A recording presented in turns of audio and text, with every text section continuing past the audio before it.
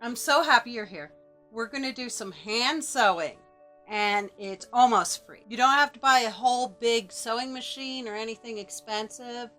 A lot of this stuff is stuff you already have in your house. Got a basic roller, a pencil, thread, needle, scissors, and fabric. Want a needle that has a pretty good head.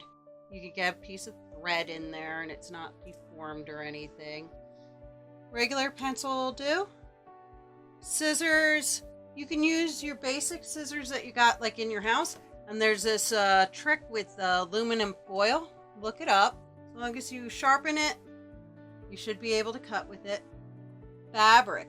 Okay, so let's say you don't feel like getting fabric. Fabric's even hard to find nowadays, right? But you can recycle just about anything. So if you're just learning, better to go with like a dress shirt that you don't want or something like that, and try sewing with that. You can probably sew with just about anything, but it's going to be better if you have a cotton that doesn't pull too much. I'm just going to block off a little bit of line so I could see like where I will be sewing today. You don't have to do this. You could just go willy-nilly. But don't be surprised if it comes out willy-nilly.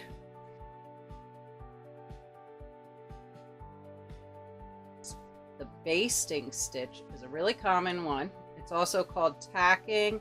You don't have to finish off the end or tie it off. You're just trying to do a number of different things. Either you're trying to keep things in place, and I've seen this on the inside of suits. I've seen it for quilts, keeping the batting together. It could be used for any number of different things. So here we go. Just really big. So that's about a 1/2 inch. It definitely needs to be more than a 1/4 of an inch to be considered a basting stitch. Now, the simple, basic in and out is probably what most people think is sewing who haven't sewed. But this isn't actually going to hold anything together. I wouldn't make a garment out of it or anything like that. There you've got the basting stitch.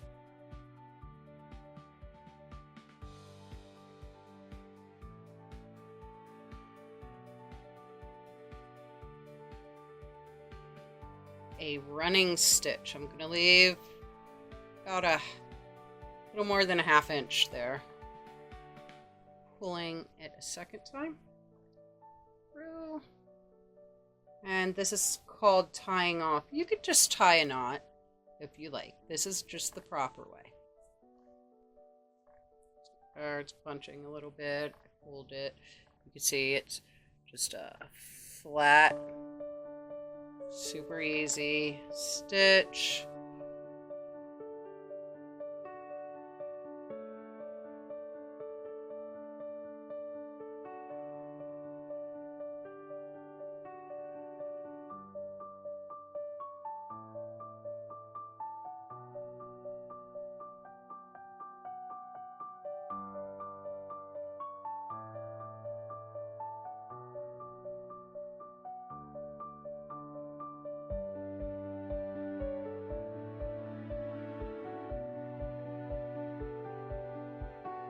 And then I'm just going to go in and out.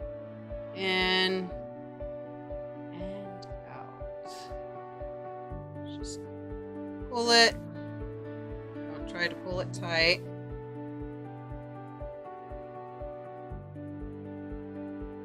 I wouldn't use this stitch for anything you want to wear, or anything that's going to get like a whole lot of use, okay?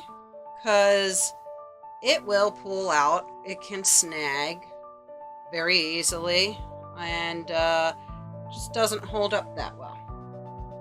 But you can use it for some basic stuff. I would use it maybe for decorations or something that won't get too much wear, like seasonal stuff.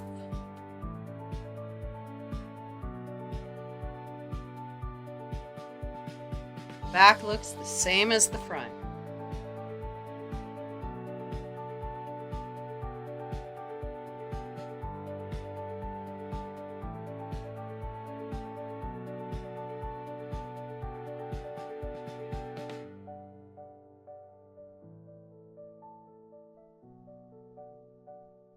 So I've got about 4 stitches per an inch, you can see, give or take.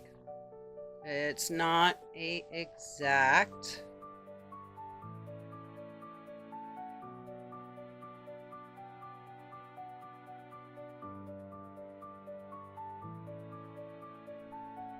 And I just did 2 stitches over top each other, just like tying on. So tie off, tie on.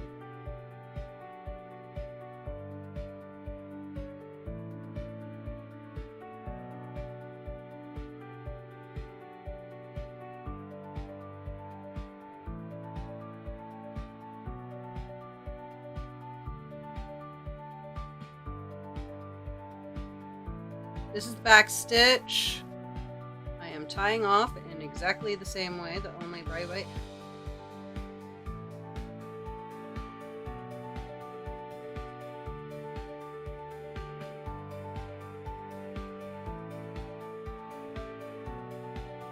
I am going up above, and then I'm pulling it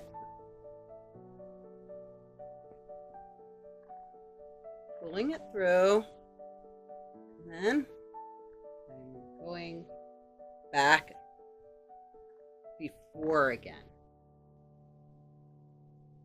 Now this is a little hard to understand unless you can see what I'm doing on the back, and it's a little messy on the back.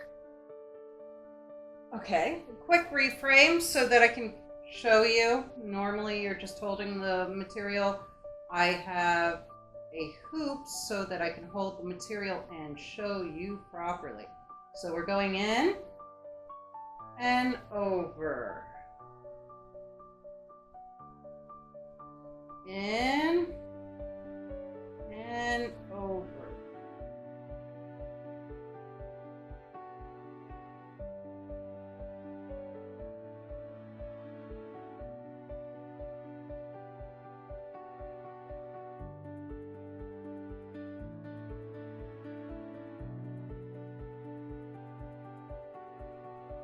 Anything you do with clothing, you're probably going to want to use this stitch as your final stitch. You could do the basting as a precursor, but this is going to be the one that you want to continue with for your important stitches, like the sleeves, the waist.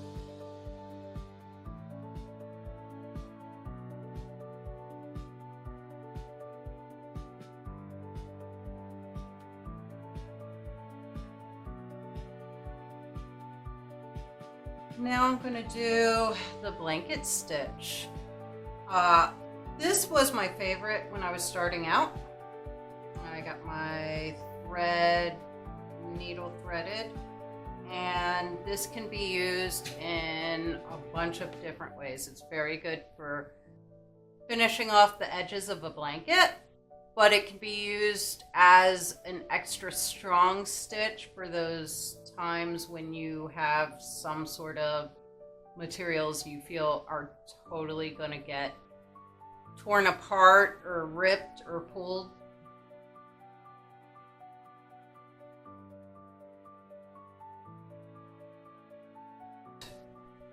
Going to go through that edge because it's usually intended for edges and places where 2 seams come together.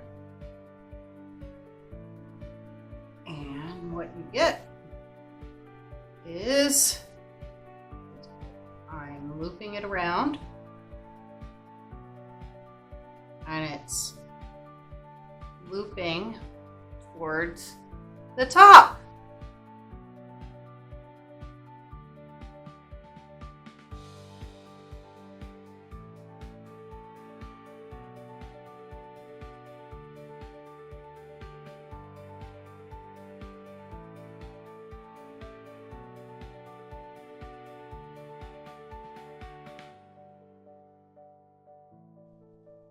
I'm doing a really small one. Now you can do it much wider. It is a decorative stitch of sorts too. It can be used in the middle of a blanket as well. Let me make it a lot bigger.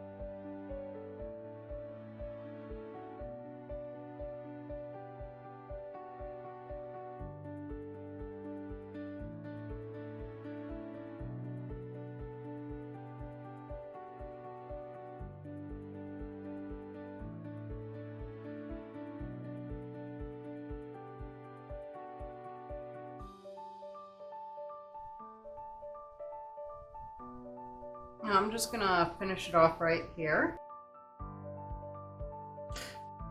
I hope you're inspired to create something of your own, or at least practice and learn. Make me feel so great if you just like and subscribe.